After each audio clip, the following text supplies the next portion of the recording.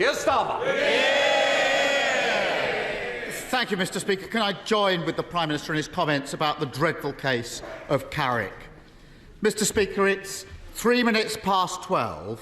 If somebody phones 999 now because they have chest pains and fear it might be a heart attack, when would the Prime Minister expect an ambulance to arrive? Mr. Speaker, it's absolutely right that people can rely on the emergency services when they need them, and that's why we're rapidly implementing measures to improve the delivery of ambulance times and indeed urgent and emergency care. But I'd say to the honourable gentleman, if he cares about ensuring that patients get access to life-saving emergency care when they need it, why won't he support our minimum safety legislation? Mr. Speaker, the Prime Minister can deflect all he likes, but for the person suffering from chest pains, the clock started ticking straight away. Every minute counts.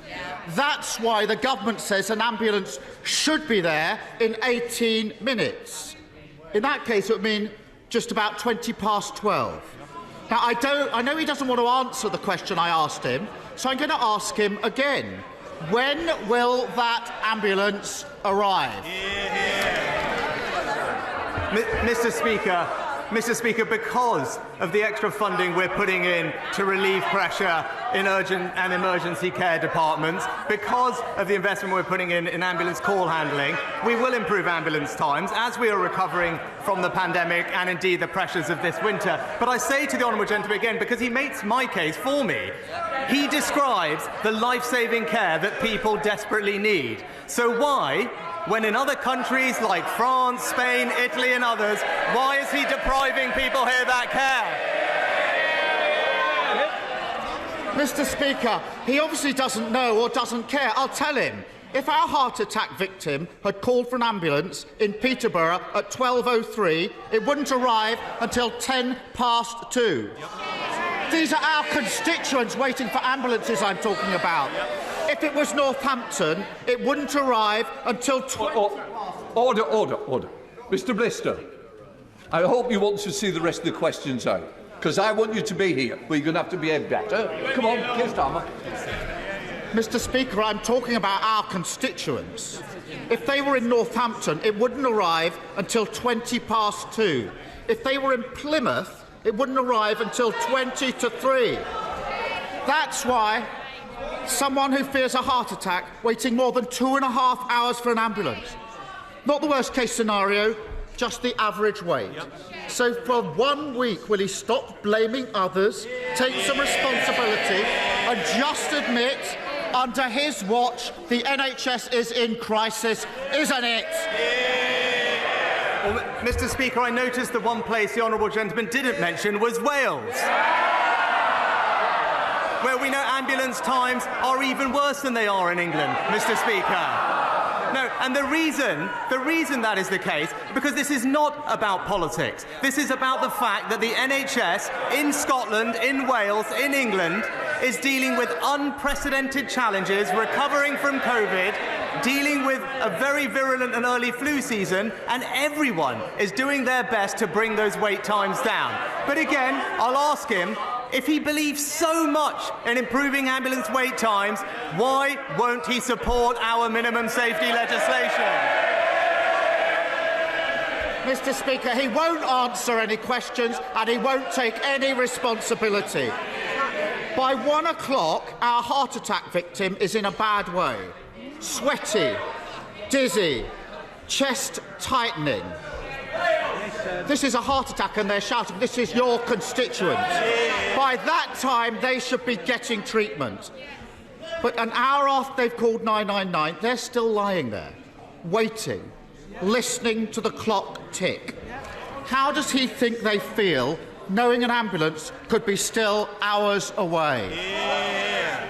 Well, Mr. Speaker, The specific and practical things we are doing to improve ambulance times are clear. We are investing more in urgent and emergency care to create more bed capacity. We're ensuring that the flow of patients through emergency care is faster than it ever has been. We're discharging people at a record rate out of hospitals to ease the constraints that they are facing. And we are reducing the call-out rates by moving people out of ambulance stacks and being dealt with in a community. Now, these are all very practical steps that will make a difference in the short term. But I ask him again and again, and we know why. The reason that he is not putting patients first when it comes to ambulance waiting times is because he is simply in the pockets of his union paymaster.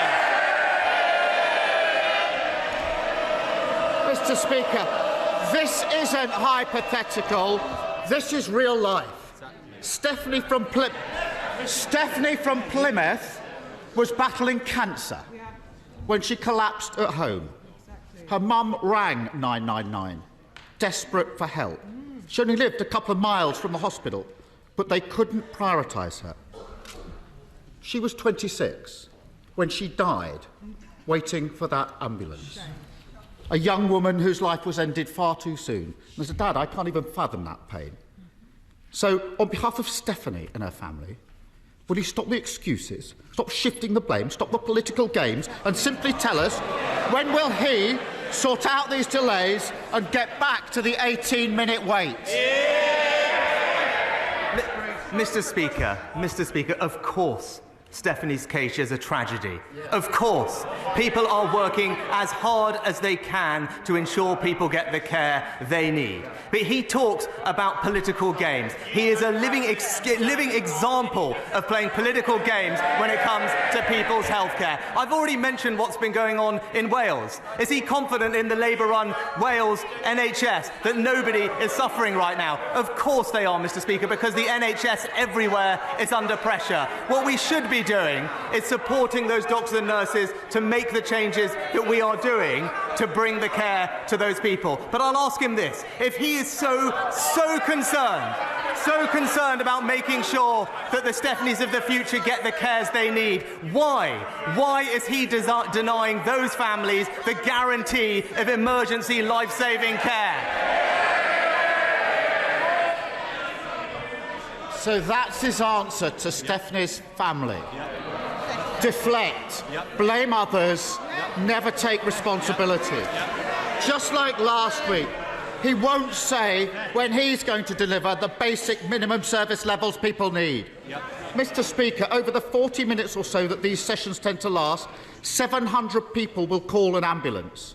2 will be reporting a heart attack. 4 will be reporting a stroke. But instead of the rapid help they need, many will wait and wait and wait. So if he won't answer any questions, will he at least apologise for the lethal chaos under his watch? Mr. Speaker, he asks about the minimum safety levels. We will deliver them as soon as we can pass them. Why won't he vote for them, first of all? But, Mr. Speaker, we are delivering on the people's priorities. As we've seen this week, the honourable gentleman will just say anything if the politics suits him. It's as simple as that. He will break promises left, right and centre.